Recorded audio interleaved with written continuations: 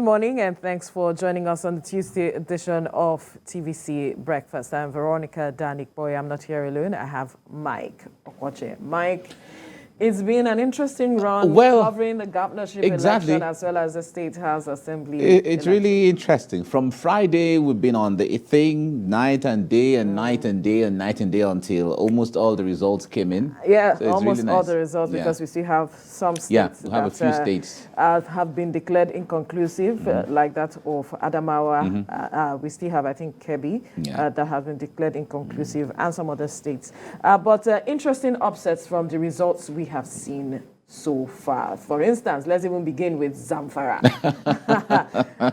The incumbent governor is not returning. The PDP candidate, has unseated him all of a sudden. We didn't see this coming at all because in Zamfara, we thought it was just going to be a walkover because the governor is quite, in his own respect, popular back home, but certainly it tells that the people are not happy in a certain way. Absolutely. Or maybe the PDP was speaking a better language because there are because of the peculiarity of the people, the language you speak could strike the chord of the people better than the other person. So maybe that is what happened in Zamfara. But we didn't really see this coming. This upset in Zamfara, we didn't see it coming. We didn't see it coming. And then we go to what we saw happening in Kano. NNPP. Kano. Finally taking the reins of the seat of power in Kano. But we saw the handwriting on the wall with the presidential election. It was the as much as we know that every election is local, like we often say, but sometimes it could give you a picture of what could happen. Now, the outcome of the presidential election in Kano State, you saw how NNPP swept Kano. Like it made a statement. Very emphatically. So the point, we were like, okay, governorship election may be the same, or maybe it's going to be a neck-and-neck situation. So NNPP winning Kano, well, they have tried. They actually have tried. And however, the injection of new parties in the system, it's good for democracy. Absolutely. We have seen how ABGA has held Anambra for a period of time. We may see it in the same way for Kano.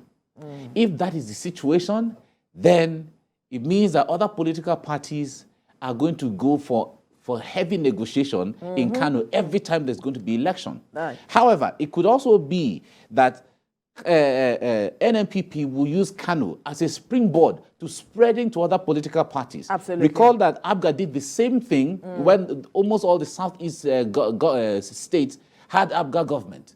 But however, they couldn't continue. So they shrunk back and withdrew back to only Anambra State. So it could happen in Kano, because Kano is a major state, right? So any political party that runs Kano and you strategize better, maybe you could get Kaduna eventually. Maybe you could get Katsina eventually. We saw the inroads of NNPP in those political parties, in those states in the last election, and even in this governorship election as well. So if they are strategizing well, they could have a 10, 20, 50, whatever year plan. Let's begin with Kano. No, of course. So we see an upset in Kano, and for democracy, it's good for democracy. Absolutely, and we saw that for the State Assembly election, we saw some new injection of young persons within the age range of 26, one in Kwara, which a female, and a lot of persons are saying, obviously, our politics is changing. The dimensions that things are taking now is changing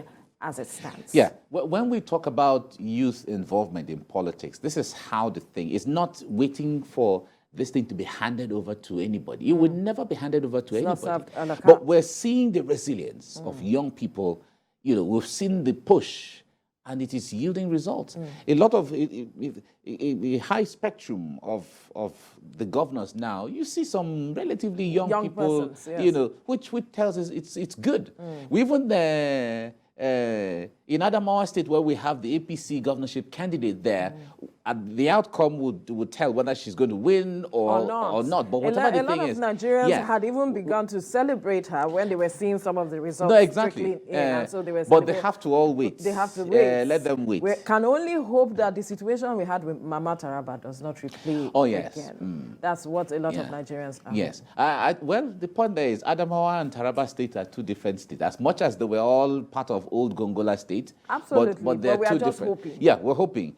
But it's a good development, let me say, because if you see the push by Benani on this governorship election, you saw the level of acceptance. You see the level of pouring out. To the extent the Labour Party candidate had to collapse his structure just to support her.